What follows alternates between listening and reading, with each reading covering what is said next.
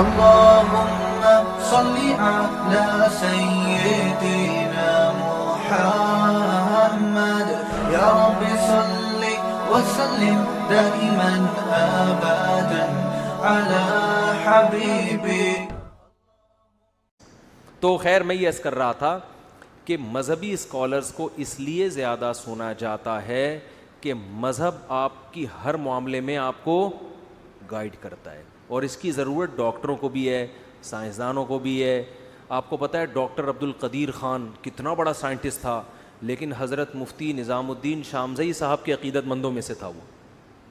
صحیح ہے نا. تو ہم نے بڑے بڑے لوگ دیکھے ہیں.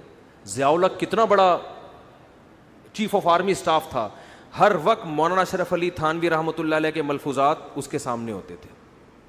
حضرت حکیم الامہ مولانا اشرف تھانوی رحمۃ اللہ علیہ کی کتابیں ضیاء الحق نے بہت پڑھی ہیں, اور بتانے والے بتاتے ہیں کہ ٹریولنگ کے دوران ہر وقت مولانا اشرف تھانوی رحمۃ اللہ علیہ کی کتابیں اس کے پاس ہوتی, علماء کی گائیڈنس لیتا تھا وہاں سے. اور ڈاکٹر عبدالحی صاحب رحمۃ اللہ علیہ بھی, ان کی بھی. تو ہم نے دیکھا ہے کہ علماء کو سبھی سن رہے ہوتے, جن میں بھی تھوڑا سا ایک ہے نا کہ ہمیں ہدایت چاہیے, سیدھا راستہ چاہیے. تو مذہب ہر چیز میں آپ کو کیا کرتا ہے, جو بیسک نالج ہے مذہب آپ کو بتاتا ہے آپ کو کیوں پیدا کیا گیا. سائنسدان آپ کو نہیں بتا سکتا کہ آپ کو کیوں پیدا کیا گیا. وہ آج تک یہ مسئلہ سائنسدانوں کا ہے ہی نہیں. جو پیدا کرنے والا ہے وہ بتائے گا نا میں نے کیوں بنایا. دیکھو مسلم لیگ کے سابق صدر کو جب نکالا گیا تو انہوں نے کہا مجھے کیوں نکالا, تو یہ سوال کس سے تھا, پی ٹی آئی سے تھا یا ججز سے تھا نا. جنہوں نے نکالا ہے ان سے پوچھا جاتا ہے. میں نہیں کہہ رہا صحیح نکالا غلط نکالا, میرا مقصد کسی کا مذاق اڑانا نہیں ہے.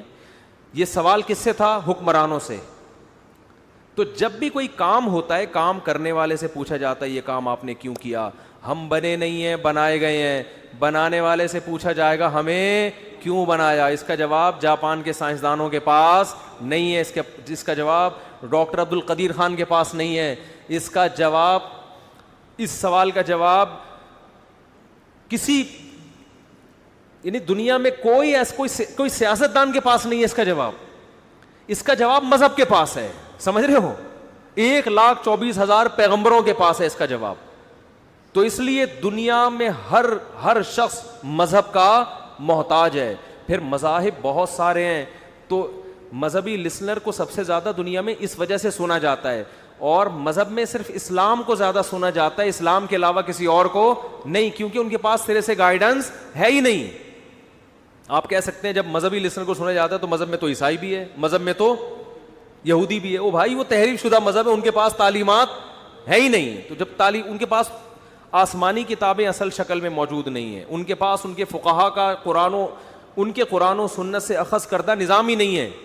سب سے زیادہ دنیا میں کس کو سنا جاتا ہے, اسلامک اسکالرز. سمجھ میں نہیں آ رہی میرا خیال ہے بات. تو یہ وجہ ہے کہ وہ ڈاکٹر فلاں دامت برکاتہم جو اتنے بڑے تھے ان کے صرف 5,000, اور ایک پاکستانی جس کو کوئی ویسے ہی دنیا میں پاکستانیوں کو سننا پسند نہیں کرتا, اس کے ایک نان سینسیبل باتیں کرنے والا, وہ والی باتیں کرنے والے کے کتنے ہیں بولو, 1 ملین. تو یہ ہمارا کمال نہیں ہے بھائی, یہ کس کا کمال ہے, اسلام. اور ہم جاہل ہی صحیح. یہ لوگ کہتے ہیں نا یہ تو پڑھے لکھے ہیں نہیں, یہ تو کسی یونیورسٹی سے نہیں پڑھا. ہم پڑھے لکھے نہیں ہیں لیکن ہم نے مذہب کو پڑھا ہے, اس مذہب کو پڑھا ہے جو ہر چیز میں آپ کو کیا کرتا ہے, گائیڈ کر. جس کا یہ دعویٰ ہے کہ میرے مقابلے کے قوانین کسی کے پاس نہیں ہے, جو باتیں میرے پاس ہیں وہ دنیا میں کسی کے پاس نہیں ہیں. تو اس کو پڑھنے کی وجہ سے سنا جا رہا ہے. یہ ہمارا کمال نہیں ہے, یہ کمال کس کا ہے, اسلام کا کمال ہے. سمجھتے نہیں ہو نا بات کو, میرا خیال ہے یہ اسلام کا کمال ہے. دیکھو ہم بیت اللہ جاتے ہیں نا, اس سے سعودی گورنمنٹ کتنا فائدہ اٹھاتی ہے. آج سعودی عرب کی ویلیو دنیا میں کیوں ہے, بیت اللہ کی وجہ سے, روضہ نبی کی وجہ سے, عرب کی وجہ سے تھوڑی ہے. اگر مکہ مدینہ نہ ہوتا سعودی عرب میں, کوئی پوچھتا وہ ریگستانوں میں کیا کرتے لوگ جا کے, بھائی ان کا کلچر ہے, وہ ایک عرب قوم ہے, ہمیں کیا اس سے لینا دینا.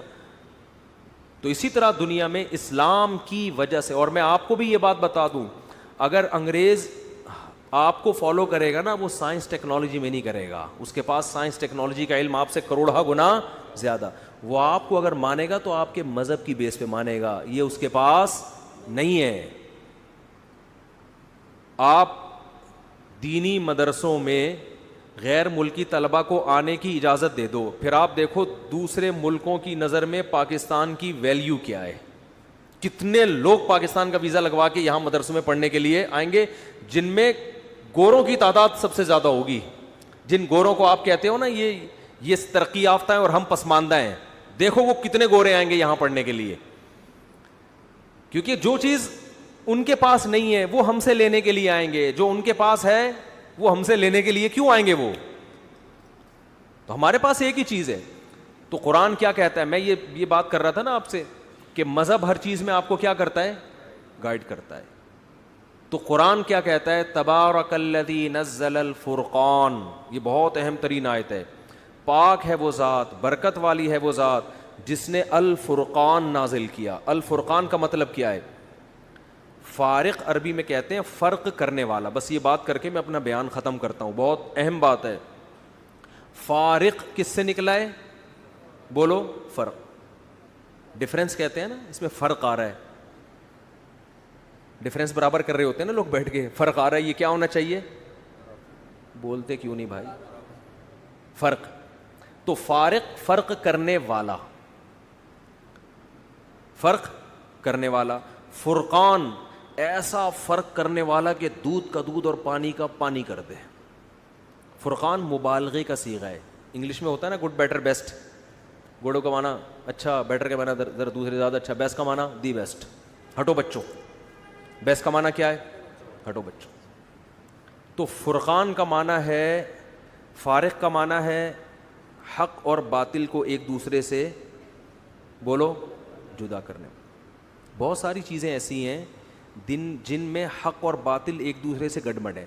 دیکھو سائنس اور ٹیکنالوجی ایک ایسی چیز ہے جس میں حق اور باطل ایک دوسرے سے گڈمڈ نہیں ہے. صحیح ہے نا, کیونکہ وہ سائنس کی بیس ہے تجربے پر, مشاہدے پر. مشاہدے میں غلطی نہیں ہوتی. مثال کے طور پر سائنسدان کہتے ہیں میں نے تو اپنے گردے نہیں دیکھے, لیکن سارے ڈاکٹر کہتے ہیں کہ گردے دیر آر کتنے گردے 2 گردے. میں نے تو نہیں دیکھے, لیکن مجھے پتا ہے کہ ڈاکٹر چھوڑو نہیں ہوتے, انہوں نے دیکھے ہیں تبھی بتا رہے ہیں. کتنے ہوتے ہیں؟ 2 ہوتے ہیں. الٹرا ساؤنڈ سے اگر گردے میں پتھری آ جائے, ڈاکٹر بتائے گا بھائی یہ پتھری آ رہی ہے, دیکھا نہیں ہے مان لیتے ہیں. اس میں کانسیپٹ کلیئر کرنے کی آپ کو بالکل بھی ضرورت نہیں ہوتی. یہ 2 اور 2 سائنس کے نظریات, جو ریسرچ ہے نا, جو تحقیقات ہیں, وہ مشاہدے پر مبنی ہوتے ہیں. اس میں کانسیپٹ کلیئر کرنے کی ضرورت ہوتی نہیں ہے. سمجھتے نہیں ہو بات کو, میرا خیال ہے. تو اس لیے قرآن سائنس کی کتاب نہیں ہے, اس کے لیے آیا ہی نہیں ہے. یہ تو مشاہدے پر مبنی ہے. اللہ فرماتے تم خود دیکھ لو گے, ٹھیک ہے نا, تم دیکھتے رہو, سمجھ میں آتا رہے گا تمہارے. مفتی طارق مسعود صاحب کے بیانات سننے کے لیے youtube.com/مفتی طارق مسعود کو سبسکرائب کریں, اور اگر آپ لائیو ویڈیو کو کبھی بھی مس نہیں کرنا چاہتے ہیں تو سبسکرائب کرنے کے بعد بیل آئیکن پہ کلک کرنا مت بھولیں. جزاک اللہ.